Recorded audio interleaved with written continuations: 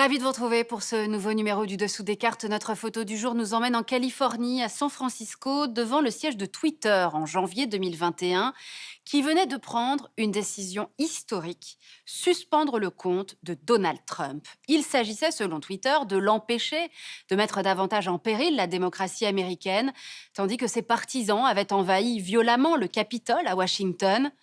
Cet événement a été comme un coup de tonnerre, une prise de conscience brutale du pouvoir détenu par les géants du numérique, capables de couper le sifflet aux grands de ce monde.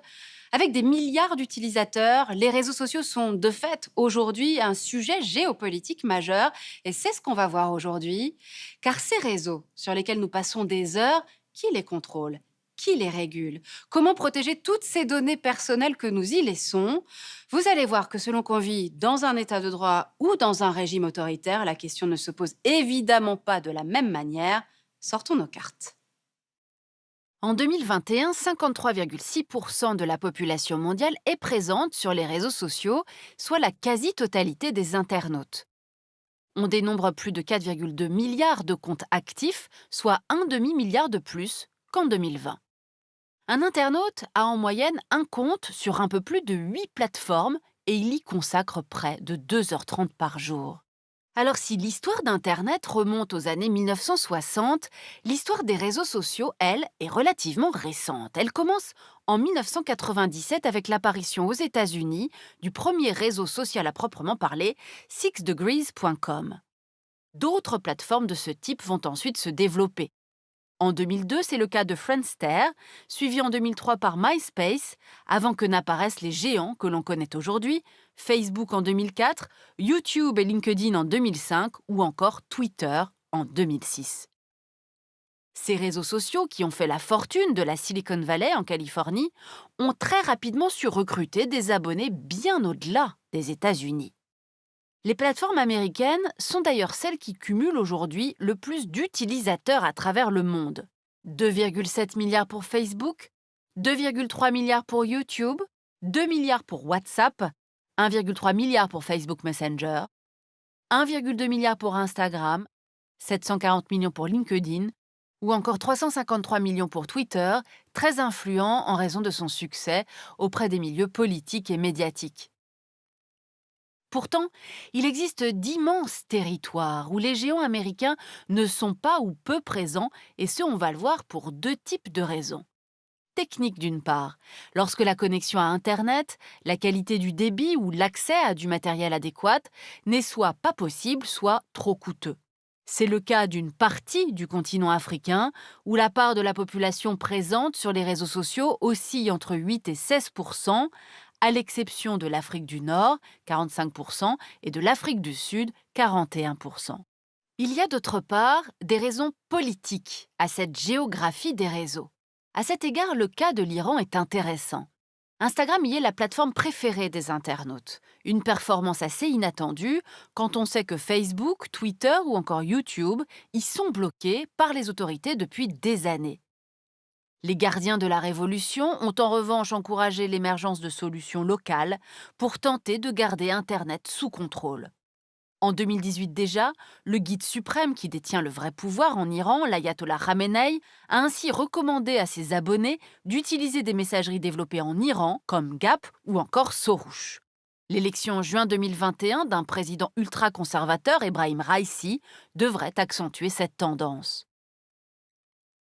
En Russie, à présent, la situation est un peu différente. Les applications américaines n'y sont pas bloquées, à l'exception de LinkedIn. Ainsi, le principal opposant à Vladimir Poutine, Alexei Navalny, n'hésite pas à s'appuyer sur sa chaîne YouTube, suivie par près de 6,5 millions d'abonnés, pour diffuser ses vidéos dénonçant l'autoritarisme et la corruption du clan au pouvoir.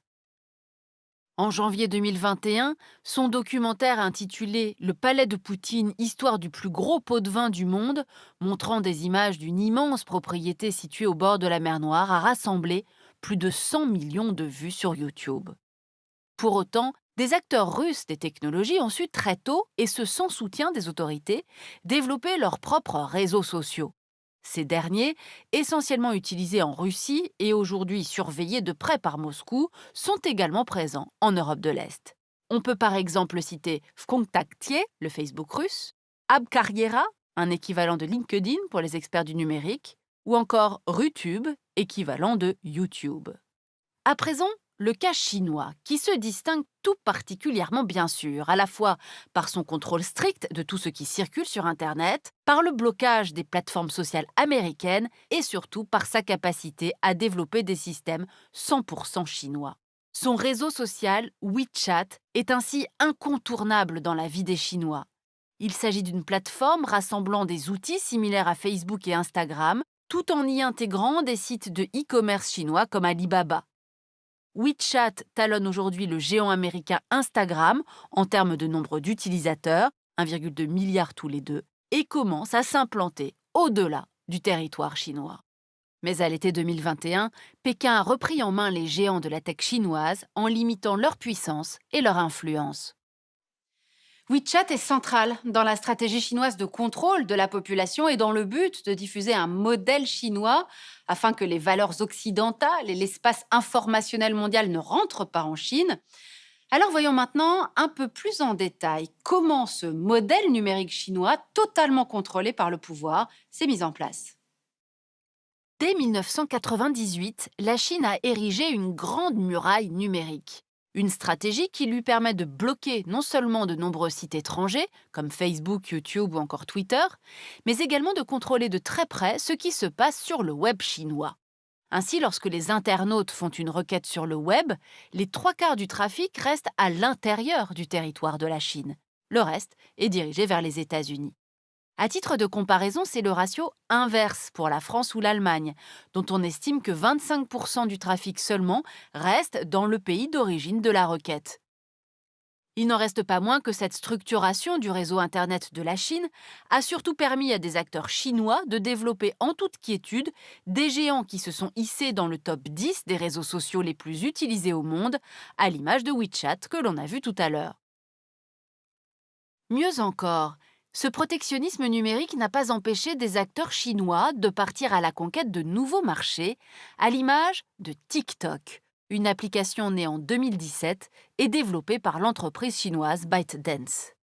3 ans seulement après son lancement, cette application spécialisée dans la diffusion de vidéos courtes cumulait près de 700 millions d'abonnés hors Chine.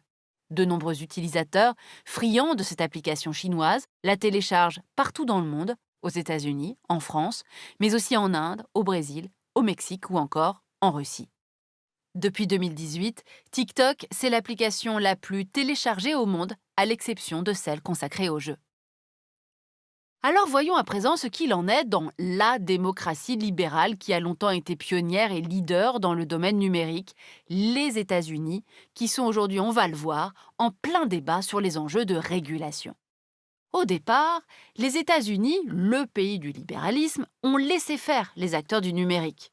Symbole d'une réussite à la fois technique et entrepreneuriale américaine, les GAFAM témoignaient de l'influence des États-Unis dans le domaine d'Internet depuis sa création.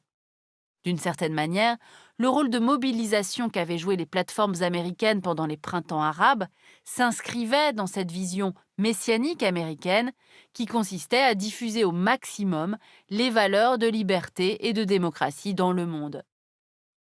Mais progressivement, les réseaux sociaux se sont retournés contre la vie démocratique américaine, comme on a pu le constater lors de l'élection présidentielle de 2016. Facebook a d'abord été accusé d'avoir laissé une agence britannique spécialisée dans les campagnes d'influence, Cambridge Analytica, d'aspirer les données personnelles de dizaines de millions d'Américains à des fins électorales pour le compte du candidat républicain Donald Trump. Dans le même temps, des agents de l'Internet Research Agency, basée à Saint-Pétersbourg, une officine de propagande à la solde du Kremlin, ont mis en place une campagne de désinformation des électeurs américains à grand renfort de faux comptes et de publicités ciblées sur des plateformes comme Facebook. Ces détournements répétés des outils de Facebook ont ainsi conduit le patron de la plateforme, Mark Zuckerberg, à devoir s'expliquer devant le Sénat en 2018 et en 2019, mais aussi à la veille de l'élection présidentielle de 2020, où ce dernier a une nouvelle fois été auditionné en compagnie de ses homologues de Twitter et de Google. Depuis ces affaires, le débat sur la responsabilité des réseaux sociaux n'en finit pas de diviser l'Amérique. À peine au pouvoir, l'administration Biden s'est aussitôt saisie d'un projet de nouvelle législation sur la régulation des grandes plateformes et la protection des données personnelles, s'inspirant notamment du modèle européen. Voilà pour ce tour du monde des réseaux sociaux, enjeu de soft power dont vous aurez compris que les démocraties et les États autoritaires ne font pas le même usage. Après avoir inventé ces réseaux au nom de la liberté d'expression, la démocratie américaine réalise qu'elle est allée trop loin dans le laisser-faire et s'attelle désormais à réguler. De son côté, l'État autoritaire chinois a créé son propre modèle de réseaux sociaux qu'il contrôle totalement, y voyant une aubaine technologique pour surveiller la population. Enfin, l'Union européenne, elle, n'a pas cherché à développer ses propres géants du numérique, mais s'est montrée pionnière pour édicter des règles afin de garantir la sécurité et la souveraineté des données. L'Europe, puissance normative, à défaut d'autre chose. Pour aller plus loin, Planète Média, géopolitique des réseaux et de l'influence, par Philippe Boulanger chez Armand Collin. Et puis La civilisation du poisson rouge par Bruno Patino.